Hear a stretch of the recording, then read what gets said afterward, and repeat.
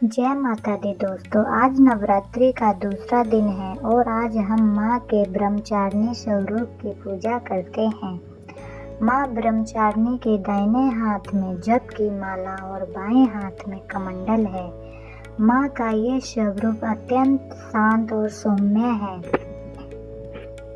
ब्रह्म का अर्थ है तपस्या और चारिणी का अर्थ है आचरण करने वाली, यानी तप का आचरण करने वाली माँ। पूर्व जन्म में माँ ने पर्वतराज हिमालय के घर पुत्री के रूप में जन्म लिया था। देवर्षि नारद जी के उपदेश में उन्होंने भगवान शिव को पति के रूप में पाने के लिए घोर तपस्या शुरू की। कठिन तपस्या में माँ ने 1000 वर्ष तक केवल फल और फूल खाकर समय बिताया।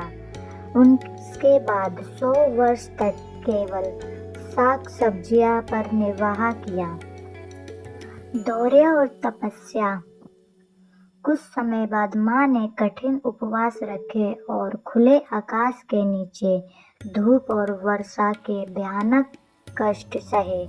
हजारों वर्षों तक उन्होंने केवल टूटे हुए पात्र खाकर भगवान शिव की आराधना की।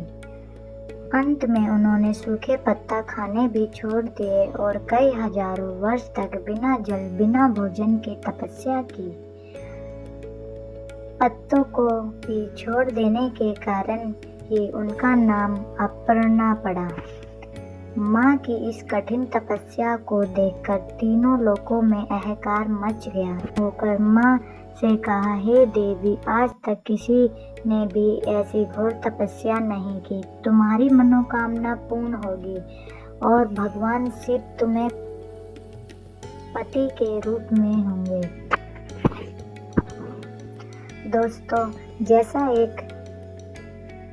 जैसे एक पौधा मिट्टी की गहराई में रहकर और धूप बारिश सहकर एक दिन बड़ा पेड़ बन जाता है, माँ ब्रह्मचारिणी की ये कथा भी हमें उसी धैर्य और विकास की सीख देती है।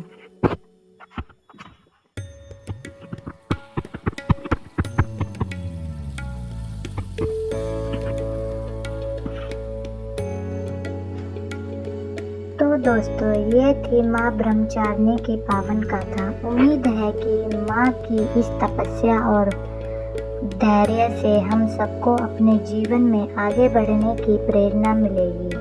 आज मेरे साथ इस भक्ति और नेचर के सफ़र में जुड़े रहने के लिए आप सभी का बहुत बहुत धन्यवाद। आपका कल है नवरात्रि का तीसरा दिन और कल हम सुनेंगे माँ चंद्रघंटा की गाथा, जो दुखों का नाश करती है। तो कल भी इसी समय तैयार रहिएगा। जाते जाते अगर अपने वीडियो को लाइक नहीं किया है तो प्लीज़ लाइक करें और नेचर मस्ती परिवार से जुड़ने के लिए सब्सक्राइब जरूर करें। मिलते हैं कल, तब तक के लिए जय माता दी दोस्तों।